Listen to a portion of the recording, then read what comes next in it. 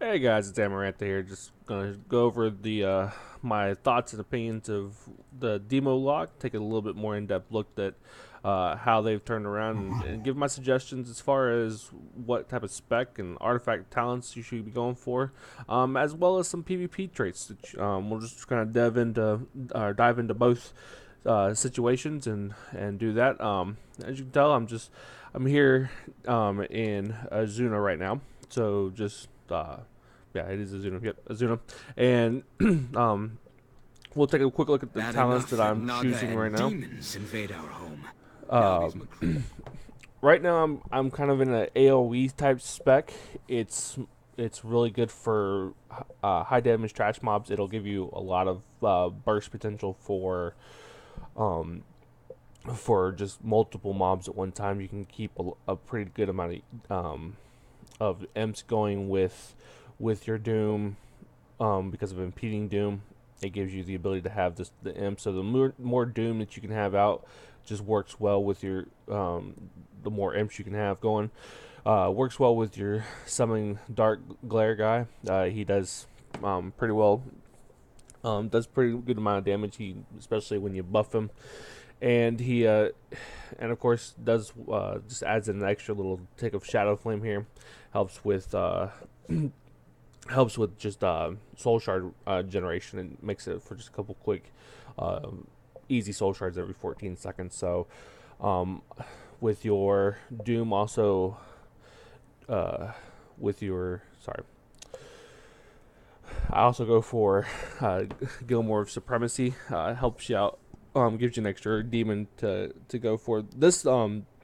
This talent right here is actually the best out of the three, no matter if you're going for single target or AoE. Um, your supremacy is okay. Synergy is not quite enough. It doesn't seem to hit enough to where the buff is up enough to really call it a viable spec. So right now for me it's service. I enjoy that. I normally just run an extra fel guard. I keep that going. So really with you can have upwards of I'd say probably 10 plus demons in order to help do damage for you. You can actually have more than that if you can time your get into a large trash mob and you can hand a Gul'dan and you've got your impeding dooms just constantly ticking to give you more to give you more soul shards. It's, fantastic because once for every 18 seconds it your doom's going to generate a soul shard. So of course, the more dooms you have out, the more soul shards you're going to generate. You'll see yourself just kind of just uh, go from empty to full pretty fast if you're at five or more targets, and it becomes just pretty much at that point just a imp generating machine. So that's a good one for honor talents right now. As you can tell, they're all pretty decent. Uh, Really, it's a choice of preference. Uh, right now, I think the medallion's still one of the best. It's just, I mean, especially if you're playing human, you end up getting two um, semi kind of trinkets again. They've changed every man for himself to just do stun effects, which is still good. Versus rogues, monks, uh, death knights, uh, demon hunters. I mean, pretty much everybody's got a stud nowadays. So I mean, it works well. Um, so that's not too bad. The second row, train of thought is what I'm using right now, just because I'm only level 7. I do like the mind quickness a little bit better with the 6% haste, just because the more haste you have, the more soul shards you're generating, the more demons you're pumping out, the more damage your guy's doing. So it's pretty easy. That's would be my solid choice, especially in any PvP environment, since especially in battlegrounds you're gonna have a lot of dooms going out. So again, the more haste you have, the less time it takes for your doom to take. The faster your doom takes, the faster your doom takes, the more soul shard generation you have, the more demons you have, the more damage you do. So, as you can, so that's there. Train of thought's good. The only problem is in most PvP scenarios, you're going to be attacked.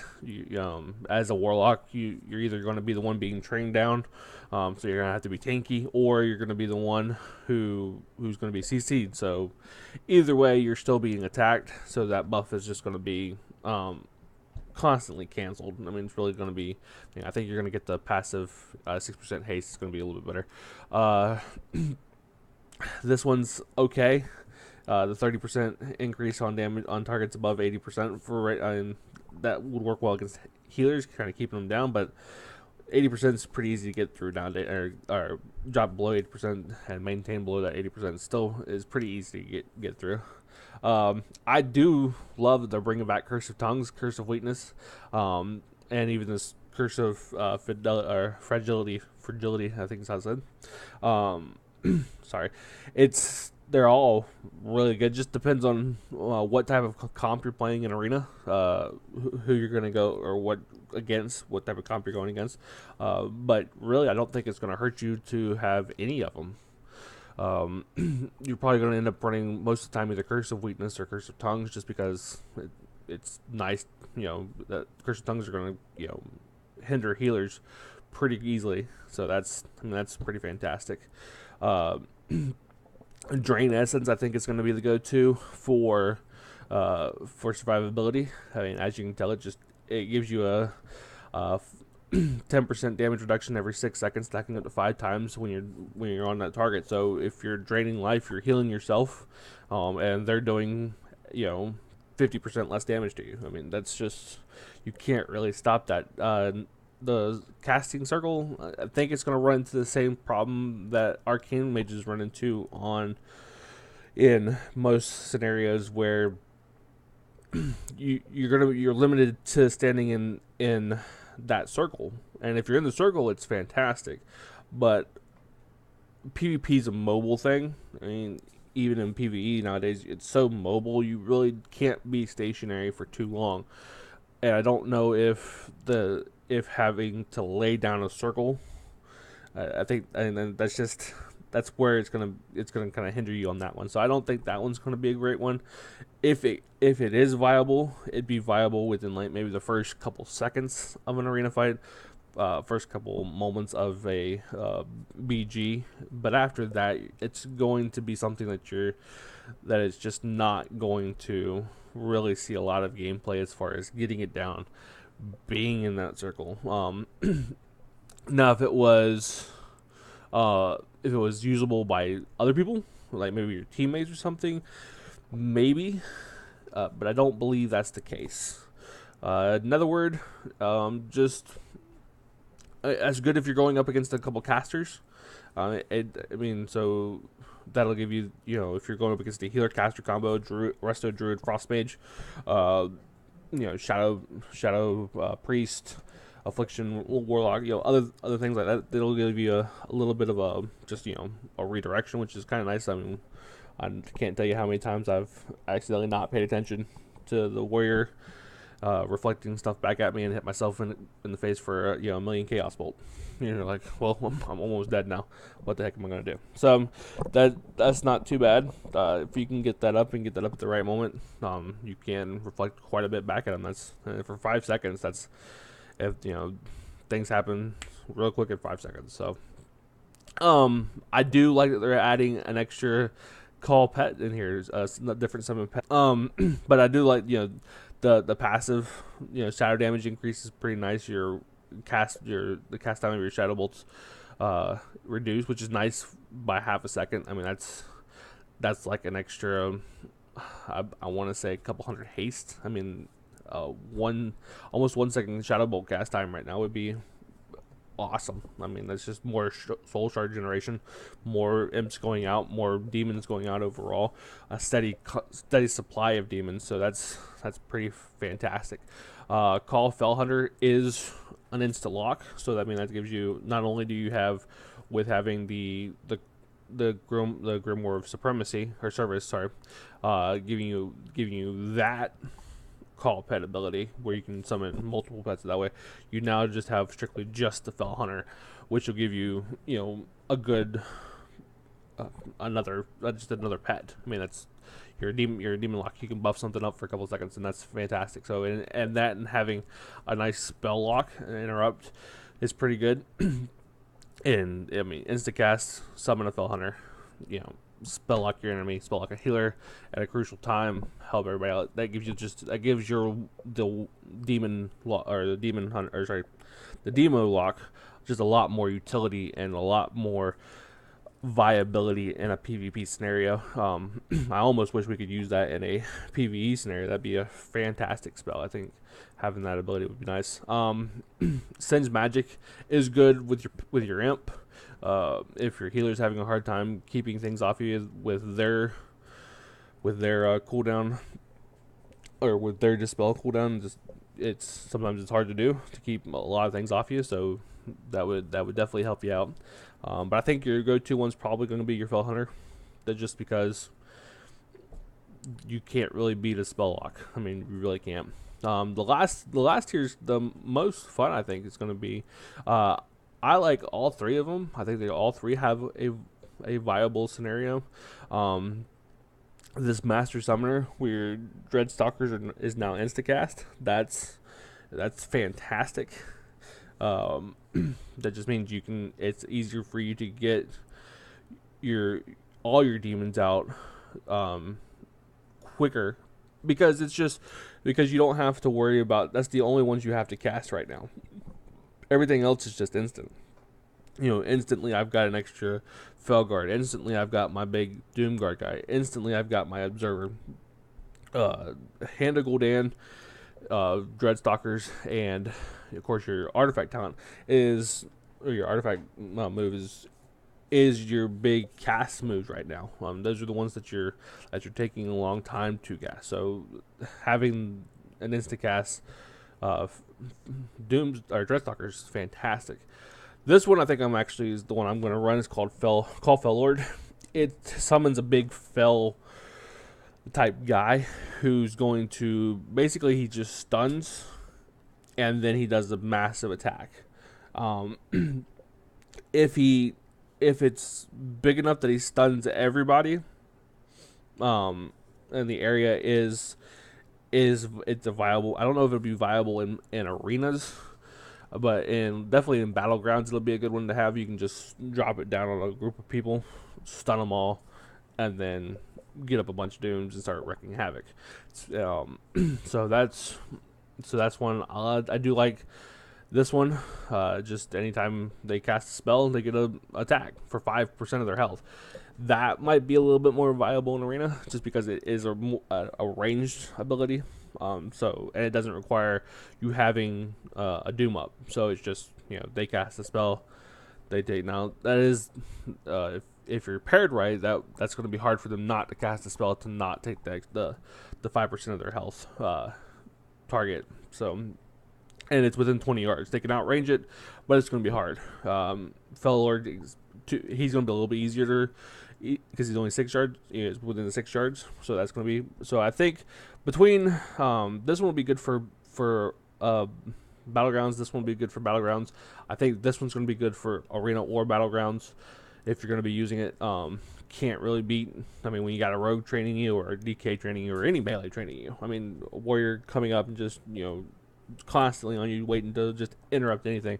Having the extra summoner, having the stun, having the just more instapets. If you can have more instapets, you are fantastic. So so that goes over the PvP talents. For this, like I said, this is my setup right now. Is more for AoE, just questing. We are at the beginning of Legion, so I'm not really honed in on a on this spec. Does the max DPS as far as overall. This spec does do well. I can, on most AoE trash mobs, I've seen myself burst to, even at such a low eye level. I'm only 805 right now. That will of course change when rating comes out and stuff. But at such a low eye level, I've seen myself burst in the AoE department up to 250,000. which I think is pretty decent for the eye level. I think for single target, what I would like to see, I think I'm going to try, is I'm going to drop the impeding doom, and I'm going to go over to improved dreadstalkers, get those 2 imps on there, just because you're generating technically more imps in a single target version, because instead of once every 18 seconds, you're up to once every 15 seconds. So you drop yourself down a little bit, and it lasts for 12. So you're keeping that, plus your hand of Gul'dan still does summon imps. So it's like a win-win. Um, so I think improved Dreadstalkers would be a really good single target. I also like. Yeah, I still think Shadow Flame just for the for just the extra dot. It's a good dot that you can, if you time it right, you can stack it up 3 times, and it does every 14 seconds. You're gonna get a guaranteed soul shard generation, so that's pretty nice. And it's, with it being instant cast, it makes you a little bit more mobile too as well. So if you have to move during a fight, and we all know nowadays there is a lot less just standing still fights. You don't have your blizzards getting away from the from the just tank and spank. You sit down. See what kind of numbers you can do type of fights. We had that in Naxxramas. We had that in Ice Crown. So the mechanic the mechanics are becoming more and more complex. You're having to move around a lot more. Once weeks 3, 4, 5 and onward into the rating scene becomes available, or you're able to hit the mythics, you kind of hone in on spots that you can stand for a little bit longer. But during the first couple weeks, you need to be aware and as mobile as possible. So because you're learning the fight, so the more mobility you can have, the better. Shadow Flame does that. Shadow Flame picks that up. Like I said, improved Dreadstalkers. I'm going to stick with Demon Skin for the passive heal. It's just a nice heal. The more health you have, the bigger the shield is. Right now, I'm at 1.3 million. You can see the shield is at 260,000, just sitting here, not doing anything. We're not going to have a gigantic health shield like the Dark Pack will provide all the time, but we will have a constant shield, and that's good. I mean, that's going to be good. For a single target, I think Hand of Doom's pretty good. It's going to be a really good AOE generator. I think Soul Harvest is going to be one of your go-to. Just going back to just another cooldown to use if you're in a single target scenario. It just increases your damage. I mean, your pet. The more damage your pets does, the more increases by 2 seconds for each target afflicted by Doom, a maximum of 30 seconds. So if you have it still does it. If you have a fight where it's single target most of the time, you can put your Doom out on more than one target. It's going to increase the duration of your Soul Harvest. So your pets are doing more damage. You're doing more damage. So that's pretty good. Power trips, nice. You're using the bionic empowerment. I would hope off cooldown or off buff decrease, or anytime that you summon a good pet that needs to be buffed again, you should probably be buffing him a lot. So that's having that extra percentage to generate more soul shards. That's the whole idea of the lock. The whole idea of the demon lock. The more soul shards you can generate, the more pets you can get out there. The more pets you get out there, the more damage you do. The more damage you do, the faster things die. And it's just a circle. It's a complete, and that's so. If you can get your pets out there quicker, you do more damage. Pretty easy. The 75 talents, I'm just going to stick with Dark Pack. I don't think it really matters. You don't really need Burning Rush. You're never going to have a fight that you can't get out of. Demonic Circle, I hate that they put this on a talent, but they did. So I'm not going to take it. I don't think it's useful right this second. It has its scenarios where it is useful, so you may end up taking it. We'll have to see how the rating scenario goes and what type of movement we're going to need, and if I need to be in a certain spot at a certain time, or if I need to get away from something fast enough, can can I get it there? So I do, like, again, I said that I hate that they put that there. Um, no matter if I'm AoEing or single target, I'm going to go with service. Again, having the more pets out does more damage, yada yada yada. Now here's where I think it's one or the other. Soul Conduit I don't like. Soul Conduit, it's nice to have the soul shard, the chance to have the soul shard regeneration, but I think 20% is just too low for that chance. I don't like that is that low, so I think that kind of knocks that out. It may turn out that I'm wrong, but I think ability. It's kind of crazy that they would, in my opinion, that they would put a demon that you can summon and demon bolt where you have to choose the two, because demon bolt feeds off the more demons that you have. The more demons you have out, the more damage your demon bolt does. So I don't understand why they would put your Dark Glare and a Demon Bolt in the same tier. I guess they just wanted to try out both talents, and this was the easiest place to put it. If they, in my opinion, I would put Dark Glare at 75, take Demonic Circle, put that back as a talent, and then give us something else, passive increase to Shadow Bolt or something. So, or making your Dreadstalkers, like your PvP talents, an instant cast or Demon Bolt. So I think that's so you don't lose the ability to have a good number or max number of demons. So because if that was the case, the Demon Bolt would be the go-to, just because it's a flat damage increase. You're going to do more damage, generate more soul shards, because your idea again is to summon imps, summon demons. The more demons you have, the more damage you do. The more damage you do, the more damage you do. So that's where Demon Bolt I think is going to be your go-to single target blow 'em up spec. If you're not doing single target, you're doing kind of like a assault on Hellfire type fight where it's or even a fight where you have something to group together, a lot of mobs coming in. Dark Glare is just is a solid 24-second cooldown. Summon it up, you got an extra demon. Talents, and I'll tell you how I'm going to. How I'm going to go as far as which ways. As you can tell, I'm kind of going down the left side. I want to come over here and get the expendables. Having the stackable buff that stacks up to 10 times a 10% damage increase with the number of imps, or each time an imp expires or dies. Since you're generating so many imps at one time, having the imps just die off and having that passive buff, I think in a raiding scenario you're gonna have just a massive amount of imps at up 90% of the time. You're gonna be able to go through and just you're basically just gonna have a buff. I think that's gonna be the best one to go for first.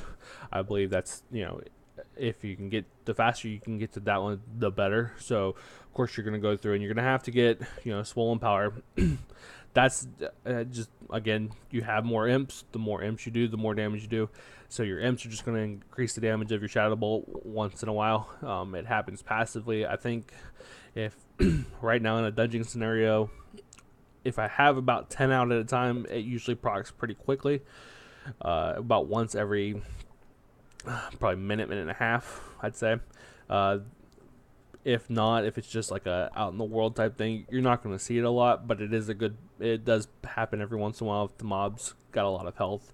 So still just a decent power, just a decent decent passive ability to go for first, and then work your way over to expendables as quickly as possible.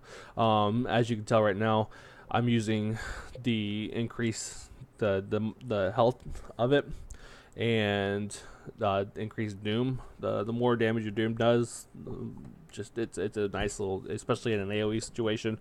The more damage your doom does, the more damage you do. And with your doom summoning imps, you want to keep doom out there. It's just, if you don't worry about doom falling off. Don't let doom fall off. It's essentially, it's going to tick at 18 seconds, no matter if it's been on there for you've reapplied it. Every 18 seconds from when you first applied it, it's going to tick. It's going to summon an imp. Don't let doom fall off. Okay, so like I said, we'll go through and do that. I like the extra health for the demonic empowerment.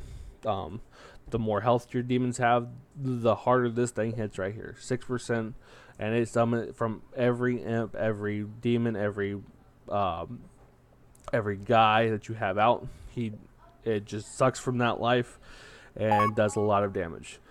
All right. So that's just as you go. The last time I'm going to work on is I'm going to just get that one. I think that's a good AoE talent but for right now, I'm trying to get a balance between AoE and single target. And I think that's the weaker of the three talents. Having him teleport and do some shadow damage to all nearby enemies, great for AoE. Again, not great for over heads up, and we'll see if we can help out with that. Again, thank you for watching. Hope you have a good day.